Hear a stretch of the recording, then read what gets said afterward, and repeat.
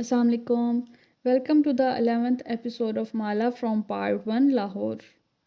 جب ہم چھوٹے تھے ہمیں کہانیوں میں جادو اپنا گرویدہ بنا لیتا تھا. پھر ہم بڑے ہوئے اور ہم ڈرنے لگے محبت سے. نہ جانے کس مقام پہ ہم نے بھلا دیا اس بات کو کہ جادو اور محبت ایک ہی شے ہے. تاریخ تھی 5 اپریل، شہر تھا اسلام آباد کا اور وقت تھا اس ملاقات کے ختم ہونے کا. ہوٹل سویٹ میں وہ دونوں گھڑی کے 6 اور 12 کی سوئیوں کی طرح آمنے سامنے کھڑے تھے. تم نے کبھی سنا ہے ایسے شخص کے بارے میں جو کسی دن اچانک سے غائب ہو جاتا ہے؟ وہ اپنے اپارٹمنٹ سے نکلتا ہے اور پھر واپس نہیں آتا. ماہر فرید سرد لہجے میں کہہ رہا تھا. تم کیف جمال اس جاب کو اپنی مرضی سے ختم نہیں کر سکتے. یہ جاب تب ختم ہوگی جب میں کہوں گا، اور جب تک میں نہیں کہوں گا تمہارے اپارٹمنٹ سے بدبو بھی نہیں اٹھے گی. اب یہ پیکٹ اٹھاؤ اور جا کے نئے جوتے خریدو. کیف کا چند منٹ پہلے بحال ہوا اعتماد ایسے بکھرا جیسے ہوا سے سوکھے پتے بکھر جاتے ہیں. اس نے مکانیکی انداز میں سر ہلا دیا. پیسے، مینٹورشپ، اپنے بزنس کا کامیاب ہو جانا، یہ سب اس کی ضروریات تھی. لیکن اس لمحے اسے احساس ہوا کہ ان ضروریات کو پورا کرنے کے لیے اس نے خود کو ایک غلط آدمی کے ساتھ سودے میں پھنسا دیا ہے. مزید کچھ پوچھنا ہے تو ابھی پوچھ لو. ماہر فرید نے کلائی پہ بندھی گھڑی دیکھی. میری لندن کی فلائٹ ہے، مجھے واپس جانا ہے. زیادہ وقت نہیں ہے میرے پاس. کیف نے کچھ کہنے کے لیے لب کھولے. اسی وقت روم کا دروازہ کھٹکا. ایسے نہیں جیسے بیل بجاتے ہیں، بلکہ ایسے جیسے کوئی جوتے سے 2-3 دفعہ ٹھوکر مارتا ہے. ماہر فرید نے کیف سے نظر ہٹائی اور مالک کو دیکھ کے ابرو سے دروازہ کھولنے کا اشارہ کیا، مگر مالک نے اپنی جگہ بیٹھے بیٹھے محض کندھے اچکا دیے. اس کے پاس کی کارڈ ہے، خود کھول لے گا. چند لمحے بعد کارڈ سوائپ ہونے کی بیپ بجی. پھر دروازہ کھلنے کی آواز آئی. ایک دروازہ کھولنے میں کتنی محنت لگتی ہے یار، تم لوگ میرے ساتھ یہ جان بوجھ کر کرتے ہو. اندر داخل ہونے والا شخص جھنجھلا کے کہتے ہوئے رک گیا. کیف ابھی تک ماہر کو دیکھ رہا تھا، لیکن اسے کھڑکی کے شیشے میں مدھم سا عکس دکھائی دیا. وہ ایک نوجوان تھا جس کے ہاتھ میں پکڑی پیپر ٹرے میں ڈسپوزیبل کپ نظر آ رہے تھے. کیف جمال کو دیکھ کے نوارد نے نظریں جھکائی. کپ گنے، 1 2 3. پھر چہرہ اٹھا کے کمرے میں موجود افراد کی گنتی کی. اب کہ وہ بولا تو آواز میں معذرت تھی. مجھے نہیں معلوم تھا یہاں ہم 4 لوگ ہوں گے. کیف کو خود نہیں معلوم تھا اس روز ہوٹل سویٹ میں وہ 3 نہیں 4 ہوں گے. اس نے ماہر فرید سے نظریں ہٹائیں اور گردن موڑ کے اس شخص کی طرف دیکھا. نوارد عمر میں 26-27 برس کا نوجوان لگتا تھا. بال سیاہ گھنگھرالے تھے، ماتھے پہ ایک طرف سے آگے کو گرتے تھے، کانوں کے اوپر سے اس طرح پھرا تھا. اس کا لباس بھی اس کے بالوں کی طرح کیجول سا تھا. گول گلے کی ٹی شرٹ پہ ہلکا نیلا کوٹ جس کے آستین روچ تھے. وہ کلین شیو مسکرانے والا چہرہ نوجوان پیروں میں بنا جرابوں کے اوور سائز جوگرز پہنے ہوئے تھا. اس نے ٹرے میز پہ رکھی، اپنا کپ اٹھایا اور اسٹرا ہونٹوں میں ڈالتا ایک سنگل صوفے پہ جا بیٹھا. ٹانگ پہ ٹانگ جمائی اور جوگر والا پیر جھلاتے ہوئے دلچسپی سے کیف کو دیکھا. کوئی مجھے بتائے گا یہ کون ہے؟ اس کا لہجہ کافی حد تک اسینٹڈ تھا. یہ کیف جمال ہے، باڈی گارڈ کی نوکری کے لیے اسے بلایا ہے. کیف؟ یہ کیف ہے؟ نوارد ہلکا سا ہنس دیا. اینی ویز، میں سب کا چائے قہوہ لے آیا ہوں، ہوٹل کچن سے خود بنوا کے. سوری کیف، مجھے تمہاری آمد کا علم نہیں تھا. کیف ابھی تک انجھپے سے اس نوجوان کو دیکھ رہا تھا جو اس سارے منظر نامے میں مس فٹ تھا. کیف کو اپنی طرف دیکھتا پا کے اس نے اسٹرا ہونٹوں سے ہٹایا اور دلکشی سے مسکرایا. میں بیربل ہوں. تم مجھے بیر کہہ سکتے ہو یا جیسے ماہر کہتا ہے صرف بی. اس کے کولڈ کافی کپ کے اوپر مارکر سے لکھا بیربل اسے اب نظر آیا تھا. بس ایک نظر اس نام کو پڑھا اور جواب دیے بنا ماہر فرید کی طرف مڑ گیا. اسے ان لوگوں کے ساتھ نہ مسکرانے کی ضرورت تھی نہ زیادہ گھلنے ملنے کی. مزید کوئی سوال؟ ماہر نے ابرو اٹھا کے پوچھا. ایک ہی دفعہ سب سوال پوچھ لو۔ مالک اپنا کپ اٹھاتے ہوئے اب خوف زدہ لگ رہا تھا، جیسے وہ جلد از جلد کیف جمال کو وہاں سے بھیجنا چاہتا ہو۔ اگلے 2 ماہ مجھ سے رابطے میں کون رہے گا؟ صرف مالک، کیونکہ میرے پاس ان چیزوں کے لیے وقت نہیں ہے۔ ماہر نے اپنے کپ کو ابھی تک نہیں اٹھایا تھا۔ وہ دونوں اسی طرح آمنے سامنے کھڑے تھے۔ ٹھیک ہے، میں 2 ماہ تک اس جاب کو کروں گا، کیف سوچ سوچ کے بول رہا تھا۔ اسے تمام پہلوؤں پہ غور کرنا تھا۔ وہ بار بار پیسے اٹھا کے واپس اس سویٹ میں نہیں آ سکتا تھا۔ اسے اس سائیکو پیتھ سے جو منوانا تھا ابھی منوانا تھا۔ لیکن اگر مجھے اس لڑکی کی نوکری اچھی لگی اور 2 ماہ کے بعد بھی اس نوکری کو کرنا چاہوں تو؟ رک کے وضاحت کی۔ وہ ایک کامیاب ریسٹورنٹ چلاتی ہے، میں اس کے پاس رہ کے بہت کچھ سیکھ سکتا ہوں۔ اس بات پہ ہوٹل سویٹ میں سناٹا چھا گیا۔ مالک اور ماہر نے ایک دوسرے کو دیکھا اور اسٹرا سے گھونٹ بھرتا بیربل ہنس دیا۔ پھر کپ نیچے کر کے محظوظ انداز میں بولا، ماہر، تم نے اس کو اصل بات نہیں بتائی؟ کیا؟ کیف نے چونک کے باری باری ان کو دیکھا۔ ان تینوں نے نگاہوں میں تبادلے کیے تھے۔ کیف جمال، ماہر فرید کھنکھارا، آواز میں قدرے نرمی تھی۔ تم 2 ماہ سے زیادہ اس جاب کو نہیں کر سکتے۔ میرا اور تمہارا معاہدہ 2 ماہ بعد ختم ہو جائے گا۔ قدرے توقف سے بات جاری رکھی۔ جب تم اس جاب سے انکار کر رہے تھے تو میں نے تمہیں 2 باتیں کہی تھی، کیا وہ تمہیں یاد ہیں؟ بیربل مسکراتے ہوئے انہیں دیکھتا اسٹرا سے کافی حلق میں کھینچ رہا تھا۔ مجھے یاد ہے۔ یاد ہے تو میرے وہ فکرے دہراؤ۔ بہت بہتر۔ آپ نے کہا تھا کہ وہ ماہر فرید کے الفاظ دہرانے لگا۔ پیلے رنگ کی بس تیز رفتاری سے سرمئی سڑک پہ رواں دواں تھی۔ چلی ویک کے پہاڑوں کا سلسلہ دور پیچھے رہ گیا تھا اور وینکوور کی اونچی عمارتوں کی سکائی لائن نظر آنے لگی تھی۔ وینکوور کینیڈا کے صوبے برٹش کولمبیا کا سب سے معروف شہر تھا۔ یہ دنیا کے مہنگے ترین شہروں میں سے تھا۔ دنیا بھر کے عمرا اور رؤسا میں اس شہر میں گھر خریدنا ایک ٹرینڈ بن چکا تھا۔ اس گھر کو لے کر وہ چھوڑ دیتے تھے اور وہاں صرف چھٹیوں کے چند ہفتے گزارنے آتے تھے۔ ماہی کے شہر چلی ویک سے یہ شہر وینکوور گھنٹے بھر کی ڈرائیو پہ تھا۔ وہ عمرہ کی طرح یہاں سیر و تفریح کے لیے نہیں جا رہی تھی، وہ اپنے جواب ڈھونڈنے اس سفر پہ نکلی تھی۔ آخری سیٹ پہ بیٹھی کھڑکی سے ماتھا ٹکائے گمسم سی ماہی باہر بھاگتے درخت دیکھ رہی تھی۔ آج سیاہ بادل کافی نیچے تک اترے محسوس ہو رہے تھے۔ بارش کسی بھی لمحے شروع ہونے کو تھی۔ بس کے شیشے پہ اس کے سانس سے دھند سی بن گئی تھی۔ ماہی نے انگلی سے اس پہ لکیر کھینچی، 1 2 3 4۔ وہ ایم لکھ رہی تھی۔ بچپن میں جب بھی وہ سردیوں میں لمبے روٹ پہ سفر کرتے، کار کے شیشوں پہ دھم جم جاتی تھی کہ کار کا ہیٹر نہیں کام کرتا تھا۔ وہ تینوں بچے اپنے اپنے شیشوں پہ ایسے ہی اپنے نام لکھا کرتے تھے۔ ماں کہتی تھی پرے فضول حرکتیں نہ کیا کرو۔ رمضان کے دن ہوتے اور راستے میں روزہ کھل جاتا تو وہ کسی ریڑھی سے پکوڑے خرید لیتے۔ ماں پکوڑوں کا گرم اخبار والا لفافہ اپنی گود میں رکھتی اور باری باری ہر بچے کو دیتی۔ وہ چٹنی کے پیکٹ کے کونے میں دانت سے ایک سوراخ کرتی، ایک پکوڑا منہ میں، ایک گھونٹ چٹنی کا۔ اب ہیٹر والی کارز بھی تھیں۔ اب وہ بہن بھائی جہازوں میں سفر کرتے تھے، اعلیٰ ریسٹورانوں میں کھانا کھاتے تھے۔ آباد اور ماہی تو بہت ٹریول کرتے تھے، لیکن ساری دنیا میں ان پکوڑوں جیسا کچھ نہ تھا۔ دھند چھٹنے لگی۔ اس کا بنایا ایم مدھم پڑنے لگا۔ دھندلے شیشے کے اس پار بس اسٹاپ نظر آ رہا تھا۔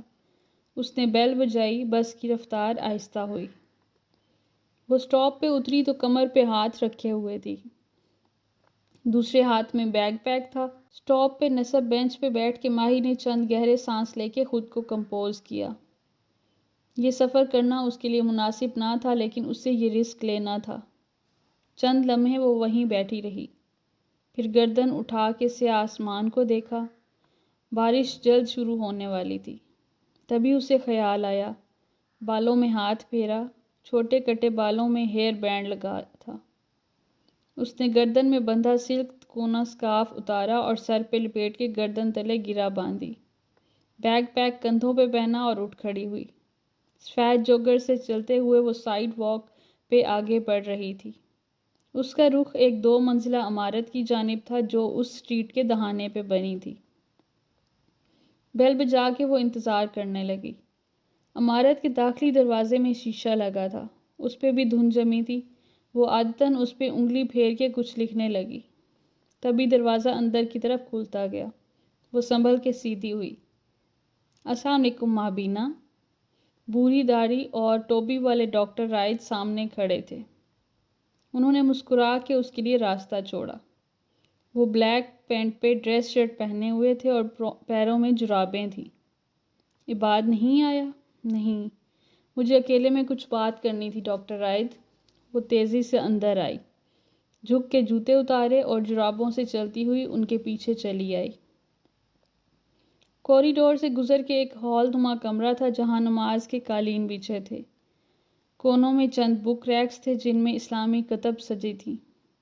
2-4 افراد کہیں نہ کہیں بیٹھے کسی کتاب یا تسبیح میں مصروف دکھائی دیتے تھے۔ غالباً ابھی ابھی وہ لوگ ظہر کی جماعت سے فارغ ہوئے تھے۔ میں نیچے نہیں بیٹھ سکتی، ہم کہیں اوپر بیٹھ سکتے ہیں؟ اس کی بات پہ ڈاکٹر رائد نے سر ہلا دیا اور ایک کونے میں چلے آئے۔ وہاں ایک میز کے گرد 2 کرسیاں رکھی تھی، ساتھ کھڑکی تھی۔ اس کے شیشے پہ ہلکی سی دھند جمی تھی لیکن باہر کی طرف وہ اس پہ لکیریں نہیں کھینچ سکتی تھی۔ بتائیے کیا چیز آپ کو آج مسجد کھینچ لائی؟ وہ دونوں آمنے سامنے بیٹھ گئے تو ماہی نے بیگ پیک سے اسکیچ بک نکالی مگر اسے کھولا نہیں۔ اس نے ڈاکٹر رائد کو دیکھتے ہوئے بے بسی سے پوچھا، ایک بچہ ہے، میں اس کا گلا دبا کے اسے مارنا چاہتی ہوں۔ 2 دفعہ کوشش کی ہے لیکن وہ نہیں مرتا۔ میں آپ سے پوچھنے آئی ہوں کہ میں اس کو کیسے ماروں۔ اس کی آنکھوں میں آنسو بھر آئے تھے۔ اس منظر کو یہیں روک کے ہم اپنی کہانی میں واپس جاتے ہیں۔ مبین منزل میں رمضان کی رونق اس وقت گزشتہ برسوں جیسی نہیں تھی۔ وہ جو اسلام آباد سے یہاں ایک شادی اٹینڈ کرنے آئی تھی، اس کی زندگی یہیں رک کے رہ گئی تھی۔ جیسے پینٹ کی ٹیوب کا ڈھکن بند کرنا بھول جاؤ اور سارا پینٹ وہیں سوکھ جائے۔ رنگ رہ جاتا ہے مگر وہ رنگ نہیں ہوتا۔ ڈاکٹر ووہرا کی اپائنٹمنٹ کے بعد مالا اور معید نے طے کیا تھا کہ وہ ماں کو ان کی بیماری کا علم نہیں ہونے دیں گے۔ ماں ویسے بھی مزید تھکی ہوئی اور غنودہ دکھائی دیتی تھی۔ فی الحال ان کو ایپیوال دی گئی تھی تاکہ ان کو فٹس نہ پڑیں اور دماغ میں ٹیوبر کی سوجن کو کم کیا جا سکے۔ ماں لاؤنج میں ڈرامہ دیکھتے ہوئے سو گئی تھی اور وہ کبیرہ تائی کے فون کے بعد بے چین سی تھی۔ ماہی کو جیسے ہی کال ملائی اس نے جھٹ فون اٹھا لیا۔ کیا کہا ڈاکٹر ووہرا نے؟ ماہی اس سے زیادہ بے چین تھی۔ پاکستان سے ایک فون کال کی منتظر لیکن ہر گھنٹی پہ ڈر جانے والی۔ گلائوما ہے، اس کی آواز مدھم ہوئی۔ یہ نہیں ہو سکتا، میں نے اتنی دعائیں مانگی ہیں کہ وہ ٹیومر بنائن ہو، یہ پھیلنے والا نہ ہو، پھر کیسے؟ وہ بے یقین تھی۔ ماہی، کبیرہ تائی کا فون آیا تھا۔ مالا کی سوئی کہیں اور اٹکی ہوئی تھی۔ ان کو معلوم ہے گلائوما کے بارے میں؟ واٹ؟ ماہی کسی خواب سے جاگی، ان کو کیسے معلوم ہوا؟ یہی تو میں سوچ رہی ہوں۔ چارجنگ کم ہونے کی ٹون بجی تو مالا موبائل کان سے لگائے اپنے کمرے میں چلی آئی۔ صبح اس کا چارجر بجلی کی وولٹیج اوپر نیچے ہونے کی وجہ سے جل گیا تھا۔ وہ اپنی الماریوں کے دراز کھول کے چیک کرنے لگی، ایک پرانا چارجر یہیں کہیں رکھا تھا، یاد آیا۔ ہمارے ملازم؟ ماہی فوراً سے نتیجے پہ پہنچی، انہوں نے ہی بتایا ہوگا۔ نہیں یار، ان کو خود نہیں معلوم۔ پھر وہ سب پرانے ملازم ہیں۔ ایک دراز بند کرتے کرتے وہ ٹھہر گئی، دھیرے سے اسے واپس پورا کھولا۔ وہ کیف؟ وہ تو نیا ہے، کیا پتہ وہی انوالوڈ ہو۔ اس کو میں نے خود ہائر کیا ہے ماہی، وہ کیسے انوالو ہو سکتا ہے؟ اچھا میری چارجنگ ختم ہونے والی ہے۔ اس نے فون رکھ دیا اور وہیں زمین پہ بیٹھ گئی۔ دراز پورا کھول لیا، وہاں ایک مخمل کا بیگ رکھا تھا۔ کشمالہ کی سبز آنکھوں میں مسکراہٹ اتر آئی، جیسے ایک پرانے دوست سے ملاقات ہوئی ہو۔ وہ جس سے عرصے میں اس سے ناراضی چل رہی ہو۔ اس نے بیگ نکالا اور دھڑکتے دل سے کھولا۔ اندر ترتیب سے 8 کھانے بنے تھے، ہر کھانے میں مختلف سائز کے پینٹ برش رکھے تھے۔ اس نے انگلیوں کے پوروں سے برشز کے اکڑے بالوں کو چھوا، وہ مضبوط مگر نرم تھے۔ بزنس، اکاؤنٹس، سیلز، کسٹمرز، ان سب میں گم ہو کے اسے یہ بھول ہی گئے تھے۔ اس روز اسٹوڈیو کی صفائی کرتے وقت بہت سا سامان نکلا تھا، لیکن اس نے ایک کیبنٹ میں بنا کچھ محسوس کیے ڈلوا دیا تھا، کیونکہ ان میں موجود اس کے فیورٹ برشز اب تک خراب ہو چکے تھے۔ لیکن یہ والے برش، یہ اس نے بہت چاہ سے لیے تھے، مگر کبھی استعمال نہیں کیے۔ شاید وہ برش بھی اس سے ناراض تھے، اور شاید وہ کبھی انہیں استعمال نہیں کر سکے گی۔ ماں کا ٹیومر پھر سے یاد آ گیا۔ اس نے دراز بند کر دیا۔ مالا نے ماہی کو کہہ دیا تھا کہ کیف ملوث نہیں ہو سکتا، لیکن ماہی کی تسلی نہیں ہوئی تھی۔ وہ بیڈ پہ لیٹے لیٹے چھت کو دیکھتی کچھ سوچے گئی۔ کبیرہ تائی کو کیسے معلوم ہوا؟ یہ چھوٹی بات نہیں تھی۔ کوئی ہے ان کے گھر میں جو جاسوسی کر رہا ہے، یا پھر وہ بچہ۔ اس نے سر جھٹکا اور موبائل اسکرین روشن کی، پھر سلیم کو کال ملائی۔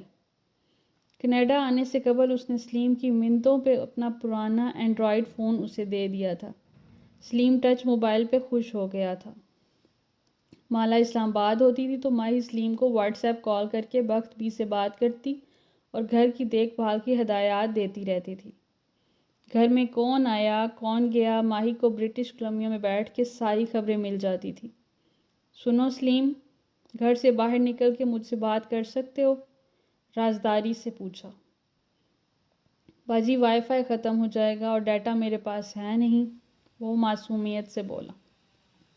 ہاں تو اپنی جیب خرچ موبائل پہ فلموں بھروانے میں ضائع نہ کیا کرو نا۔ اچھا سنو، آواز آہستہ کی، یہ کیف کیسا آدمی ہے؟ مجھے اس کے بارے میں سب کچھ بتاؤ۔ تمہاری بات پسند آئی تو کیا پتہ میں تمہیں نیا فون بھجوا دوں، اور شرٹیں بھی۔ شرٹ نہیں ہوتا، شرٹ ہوتا ہے کمبخت، وہ دانت کچکچا کے بولی۔ سوری باجی، وہ ہر دفعہ ڈٹھائی سے دانت نکال کے سوری کہہ دیا کرتا تھا، سیکھتا نہیں تھا۔ اچھا یہ کیف وارداتیہ ہے پورا، اس کے بٹوے میں بڑے نوٹ ہوتے ہیں جی، اور یہ اپنے کمپیوٹر پہ کسی لڑکی سے باتیں کرتا ہے کئی گھنٹے۔ کہتا کیا ہے؟ میں نے اس کی کھڑکی سے دیکھا تھا، آواز نہیں آتی، بس اس لڑکی کی شکل دکھائی دیتی ہے۔ یہ لمبے بال تھے اس کے، اور سلیم کو تھوڑی سی شرم آئی، اور جی اس نے بغیر آستینوں والی شرٹ پہنی ہوئی تھی۔ شرٹ ماروں گی میں تمہارے سر پہ، شرٹ ہوتا ہے، آگے بولو۔ بڑی کوئی امیر سی لڑکی لگتی ہے، ٹی وی والیوں جیسی، اور ہاں ہر روز ٹھیک 5 گھنٹے کے لیے وہ غائب ہو جاتا ہے۔ مالا باجی اسے چھٹی دے دیتی ہے دوپہر میں، فکس ٹائم پہ جاتا ہے، فکس ٹائم پہ آتا ہے۔ مجھے لگتا ہے دوسری کوئی نوکری کرتا ہے۔ کوئی کام کی بات بتاؤ۔ اور کچھ نہیں کرتا، نکما ہے جی، سارا دن بچوں کی طرح اپنی ڈرائنگ کی کتابیں لیے لکیریں چلاتا رہتا ہے، کبھی موٹر سائیکل بناتا ہے، کبھی کچھ۔ اس کے پاس لمبی لمبی پینسلیں ہیں، پینسلیں نہیں پینسلز ہوتا ہے۔ نقل کر کے میٹرک کیا تھا کیا؟ بدمزہ ہو کے کال بند کی۔ کیف اسے بے ضرر لگا تھا، کام سے کام رکھنے والا۔ پھر اس نے موبائل پہ ڈاکٹر رائد کی چیٹ نکالی، ابھی تک ان کا جواب نہیں آیا تھا۔ وہ عباد کے استاد تھے۔ عباد کم عمری میں پڑھائی کے لیے کینیڈا آیا تھا، اس کی فیملی پہلے لاہور اور پھر امریکہ میں سیٹل ہو گئی تھی۔ عباد کو کینیڈا پسند تھا۔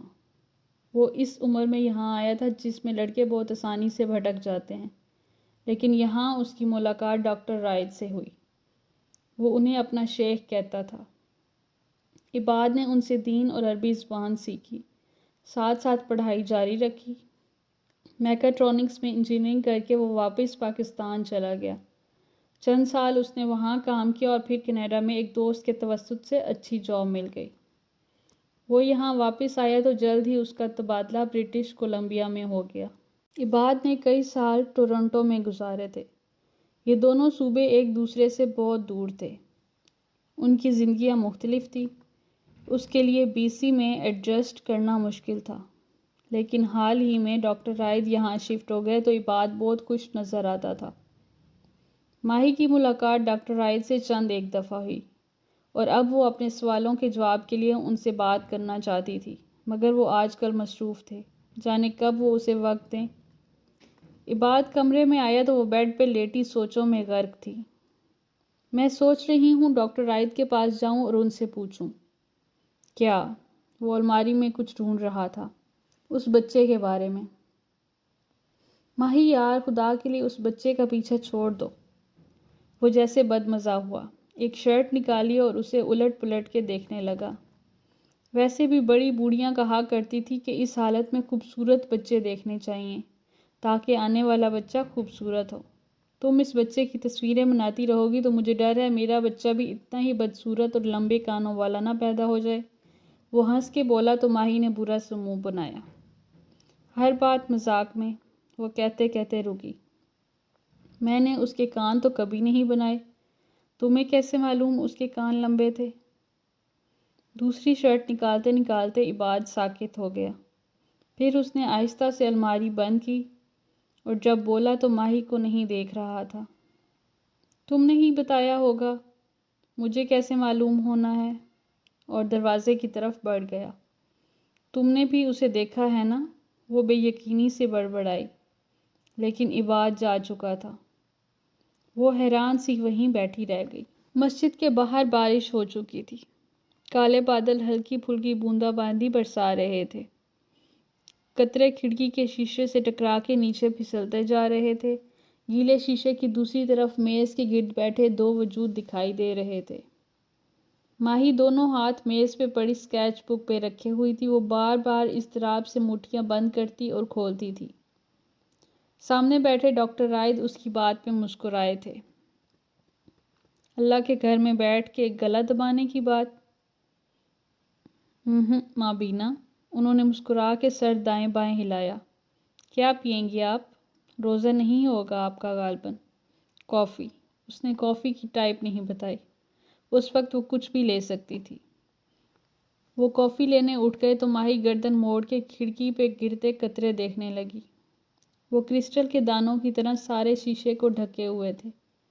دفعتاً ان میں سے ایک پھسلتا اور دوسرے تیسرے کے ساتھ لیے پستی کا سفر کرنے لگتا۔ وہ یک ٹک ان کو دیکھے گئی۔ وہ کتنے خوبصورت تھے، مگر ان کی زندگی کتنی چھوٹی تھی۔ ابھی ہوا کا جھونکا آئے گا اور وہ نیچے گر کے فنا ہو جائیں گے۔ معید رات میں گھر آیا تو مالا نے چھوٹتے ہی کبیرہ تائی والی معاملے کی خبر دی۔ معید عورتوں کی سیاستوں میں نہیں پڑتا تھا۔ اسے کبیرہ تائی سامنے نظر آ جاتی تو اچھے سے سلام کر کے ہٹ جاتا تھا۔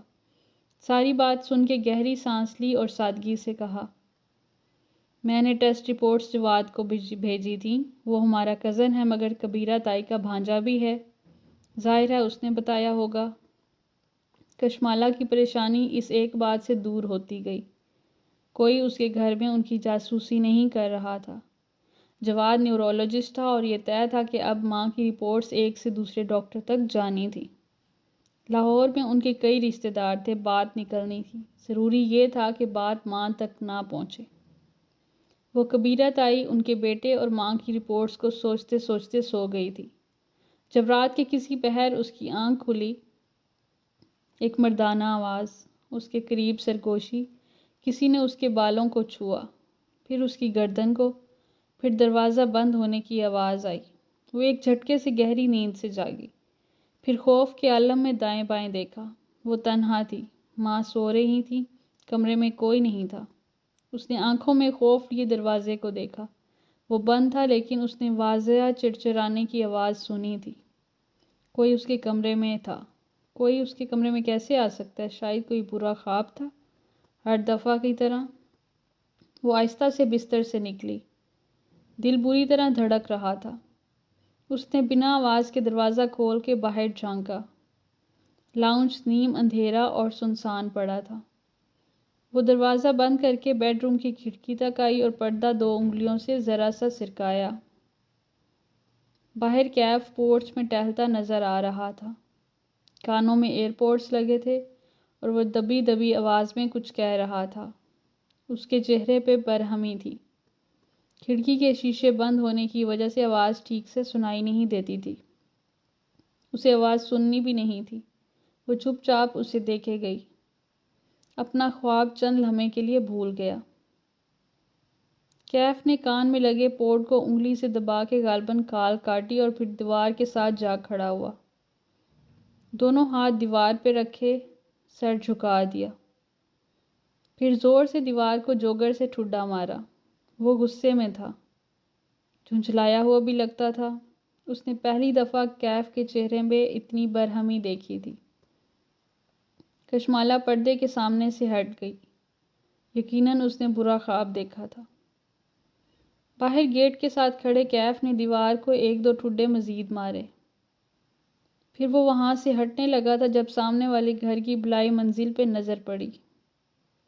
وہاں سی سی ٹی وی کیمرہ لگا تھا۔ اس نے چونک کے اپنے گیٹ کو دیکھا۔ گیٹ اس کیمرے کے رخ پہ تھا۔ اس کے ذہن میں ایک نیا خیال سر اٹھانے لگا۔ صبح جب سامنے والے صاحب مارننگ واک پہ نکلے تو وہ ان کی طاق میں کھڑا تھا۔ وہ گیٹ بند کر رہے تھے جب کیف سڑک پار کرتا ان کے قریب آیا۔ کیسے ہیں آپ سر؟ حشاش پشاش سے کیف نے مسکرا کے سلام جھاڑا۔ وہ مڑے اور اسے دیکھ کے مسکرائے۔ میں ٹھیک ہوں، تم کیسے ہو برخوردار؟ سر سے پیر تک اسے دیکھا۔ جینز اور ٹی شرٹ میں ملبوس، چھوٹی چھوٹی بڑی شیو والے اس نوجوان کو وہ چند دن سے حورِ جہاں بیگم کے گھر کے اندر باہر جاتے دیکھ رہے تھے۔ میں آنٹی کا دور کا بھانجا ہوں۔ لاہور میں جاب لگ گئی ہے، اس لیے ان کے پاس رہ رہا ہوں۔ وہ دونوں ان کے گیٹ کے سامنے کھڑے تھے۔ کل میں نے آپ کو اپنے مالی کو ڈانٹتے ہوئے سنا۔ بہت افسوس ہوا اس کی وجہ سے۔ ایک نظر گھر کے باہر لگے پودوں پہ ڈالی۔ آپ کے سارے پودے جھلس گئے۔ ادھیڑ عمر صاحب نے زیر لب مالی کی شان میں کئی الفاظ کہہ دیے۔ ویسے ہمارا مالی بہت قابل ہے۔ آنٹی نے دیکھ بھال کے لیے رکھا ہے۔ 2 دن آتا ہے لیکن کام اچھا کرتا ہے۔ آپ کو اس کا نمبر دے دیتا ہوں۔ موبائل نکالتے ہوئے وہ خلوص سے کہہ رہا تھا۔ بات سے بات نکلتی گئی۔ چند منٹ وہ وہیں بیچ سڑک کے کھڑا ان سے گفتگو کرتا رہا۔ پھر تھوڑی پہ بڑی شیو کو 2 انگلیوں سے کھجاتے ہوئے تذبذب سے بولا، کچھ دن پہلے میرا لیپ ٹاپ چوری ہو گیا تھا۔ آنٹی بیمار ہیں اس لیے کسی کو بتایا نہیں۔ صفائی والی ملازمہ پہ شک ہے مجھے۔ آپ اگر مجھے اپنے سی سی ٹی وی کی فوٹیج دیکھنے دیں تو؟ ہاں کیوں نہیں، مجھے تاریخ اور وقت بتا دو، میں واک سے فارغ ہو کے فوٹیج ای میل کر دیتا ہوں۔ وہ اس کے کندھے کو تھپتھپا کے آگے بڑھ گئے۔ اس سے مل کے وہ خوش ہوئے تھے۔ لاہور میں اپر مڈل کلاس والدین قابل اور ہینڈسم نوجوانوں سے مل کے ہمیشہ خوش ہوتے تھے۔ ان والدین میں سے اکثر اپنی بیٹیوں کو صاف صاف کہہ دیتے تھے کہ وہ یونیورسٹی جا کے اپنے میچ خود تلاش کریں۔ لاہور کی یونیورسٹیز میں پڑھنے والی لڑکیوں کی ایک بڑی تعداد اس مقصد پہ فوکس کرتی تھی۔ جیسے جیسے فائنل ایئر قریب آنے لگتا ان لڑکیوں کی بے قراری اور ڈیسپریشن بڑھتی جاتی۔ گھر میں والدین اٹھتے بیٹھتے یہی بتاتے کہ زندگی کا مقصد اچھا برد تلاش کرنا ہے۔ سوشل میڈیا یہ سکھاتا کہ زندگی میں سب سے اہم اور بڑا دن شادی کا ہوتا ہے۔ اسی کے لیے خوبصورت بننا اور وزن کم کرنا ہے۔ ٹی وی ڈرامے اور بالی ووڈ کی فلمیں یہ تعلیمیں دیتی کہ شوہر ٹرافی ہسبینڈ ہونا چاہیے، خوش شکل اور پیسے والا۔ لاہور کی لڑکیوں کی اکثریت انہی تعلیمات کے ساتھ بڑی ہوتی ہے۔ زندگی میں بہت آگے جا کے کچھ کو معلوم ہوتا ہے کہ یہ تعلیمات غلط تھی اور کچھ کو کبھی معلوم ہی نہیں ہو پاتا۔ ایسے میں حورِ جہاں جیسی مائیں اب بہت کم رہ گئی تھیں جو اپنی بیٹیوں کے رشتوں کے لیے خود سے دوڑ دھوپ نہیں کرتی تھیں۔ وہ یہ معاملے اللہ پہ چھوڑ دیتی تھیں۔ وہ بیٹیوں کی تربیت پہ فوکس کرتی تھی۔ انہیں بھلے کشمالہ اور ماہی کے پروفیشن پہ اعتراض تھا، مگر انہوں نے ہمیشہ یہ سکھایا کہ امیر مرد کی تلاش میں لگو، نہ اس کے انتظار میں بیٹھی رہو۔ یہ زندگی کا مقصد نہیں ہے، زندگی اس سے کہیں بلند ہے۔ ماں کو کشمالہ کی شادی کی فکر ہوتی تھی، لیکن وہ اس بات کو سر پہ سوار کر کے بار بار نہیں دہراتی تھی۔ کشمالہ کو شادی سے مسئلہ نہ تھا، وہ شادی کر لیتی اگر اسے کوئی اپنے برابر کا میچ ملتا۔ زیاد سلطان سے پہلے اسے کوئی اپنے قابل نہیں لگا تھا۔